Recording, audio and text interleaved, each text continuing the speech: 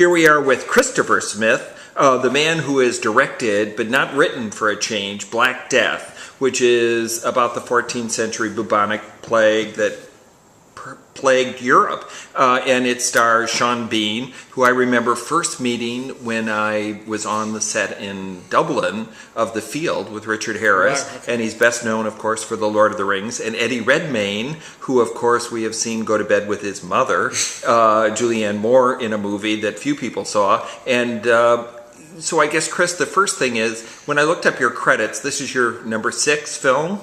Yeah, I made 2 shorts. It's my 4th feature film. 4th feature film. And you did a movie called Severance, which I wondered, was that about people losing their heads, like through decapitation? Yeah, it was a kind of horror comedy about the kind of arms industry and how the arms industry gets paid back for some of its crimes. It was kind of a fun film. And there was also The Triangle, which is about the Bermuda Triangle and all the bad things that can go on there. Kind of loosely. It's not really. It's loosely about that. It's more about being stuck in a kind of a hell and being in a loop. It's like a movie set in a loop. So I kind of secretly borrow some of the mythology from that, but it's not really about the Bermuda Triangle. Okay, and so would we say that you have gotten into a groove where you're doing sort of horror movies? Yeah, I seem to be within the genre of horror. It's a genre I love. But I think generally, rather than subcategorizing it into the horror genre, I think genre movies. I think I'm more of I would say a genre director. But I think the best stuff that we're seeing at the moment is coming out of genre. The best films, if you look at the Oscars this year. Inception's a genre movie. Black Swan is a genre movie, and those are the True Grit's a western. True Grit's a western, exactly. So I think that the most interesting stuff we're seeing often is coming out of genre these days. Well, with Black Death, first of all, I wonder, when did you film this? Because Eddie Redmayne, who won a Tony for was in the Tony-winning John Logan play Red about the suicidal artist Mark Rothko. He looks so different now, Well, we filmed it in 2009. Literally, the day we finished filming, Eddie went off to do Pillars of the Earth. The day he finished doing Pillars of the Earth, he did the UK run of the play Red. The day that finished, he got on a plane, came to New York, did the New York version of it. So yeah, he's had a great year. It was a year. It was all in 1 year. So we filmed this in 2009. So when you send people these scripts, or your agents do, and say, "Do you want to be in this movie?"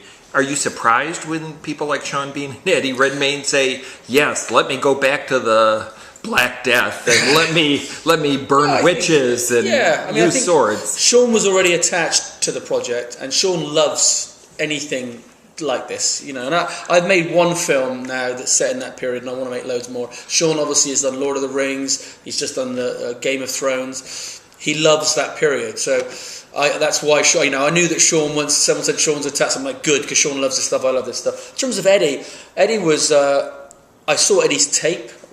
I didn't know who Eddie was. I saw his tape, his audition tape that he'd done for a previous director. There was another director attached to the project before me, and I just thought, wow, Ed, that boy can act. He's amazing, and he's so good in the film. And Eddie's one of the best actors coming through in England we have at the moment, I think. So does this take place on IMDb? It said it takes place in England. Is it? Well, I thought of it as it's just Europe. That's what I thought. Yeah, I didn't want it to be. I wanted it to. We've got actors from different areas. I wanted to create a Europe similar to the Europe that was in. I can't remember the name of the film now. I might go mental. I've only seen it 100 times. The Sean Connery movie. With him as a monk? Yeah. You're right. Not 60. There's something... It'll come to us if we don't think. But yes, with Christian Bale, a very young Christian Bale as a monk. Exactly. And that world was everyone had different accents. Not in The Name of the Father. The Name of the Rose. Name of the Rose. Name of the Rose. There you go. So in The Name of the Rose, a film I saw 20 years ago, I could tell everybody had accents, but I assigned that fact to the fact that maybe in medieval England, everybody was all mixing, and they were to some extent, just like they are today. So I figured, let's just mix everyone up. So Carice Van Houten, who was Dutch. in the Paul Verhoeven movie. She's amazing. Yeah. She's one of those actresses that whatever she does, even if it's a left field take that not a take you're going to use, instead of a take you could use in another movie. She's always good. And Paul Verhoeven said she's the best actress he's ever worked with, and I think that's a fair claim, I think.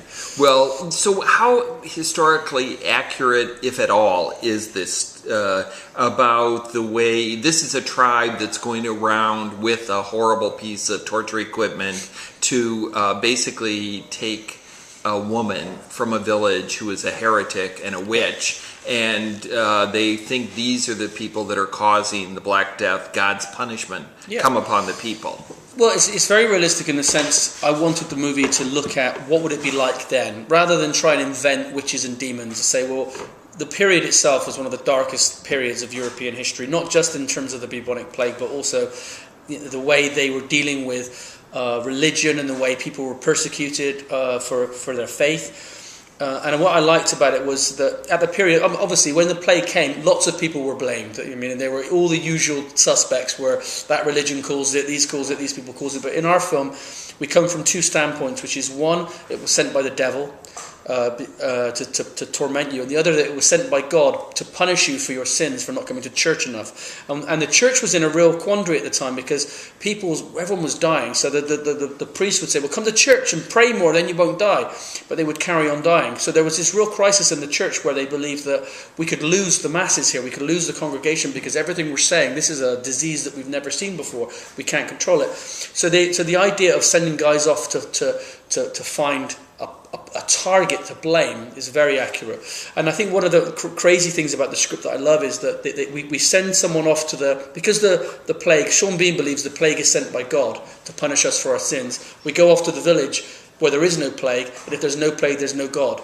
And that's his logic. No plague, no God. We have plague, we believe in God. And that conflict is what the movie is about. And it's rather spooky when they get to this little village. He knows something is not quite right, and boy, is he right about that. Right. Yeah. But it's just it's a village that's cleaner. It feels like a cleaner place. Health, and hygiene were not things that were top of anyone's list. No one, if you had a cut on your leg, people didn't know that putting mud into it and getting dirt and germs into it would cause infection. They just didn't know that. So when you meet this village and everything seems a little bit cleaner, and it's run by a woman, she's a herbalist.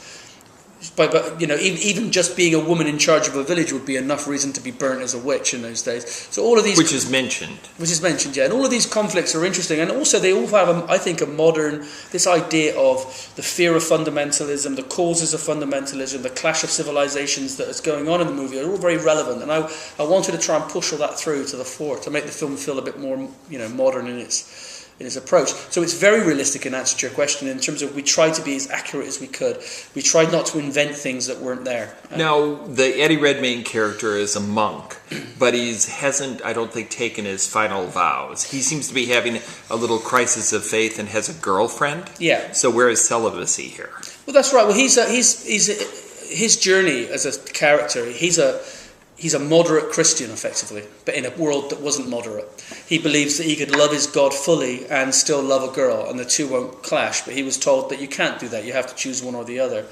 And so the film, in a way, is his journey becomes his story of his radicalization from someone who is a beautiful character to someone who is the opposite of that by the end. And I think that's an old story and a classic story, which I like. You also have John Lynch as part of the Merry Band, and didn't he become known for a movie called Cal many years ago? That was his breakout film, Cal, and John's been someone I've loved since I watched that movie when I was a sixth former at school, at college, and John's got this almost. He knows you too. He's kind of got this, but he's got this kind of Bono. He's Irish. He's Irish, cool. And but he knows those guys, and he kind of has a sensibility like those guys. And so when we had him on board, originally the character Wolfston that he plays was this kind of the shouty Sergeant Major character.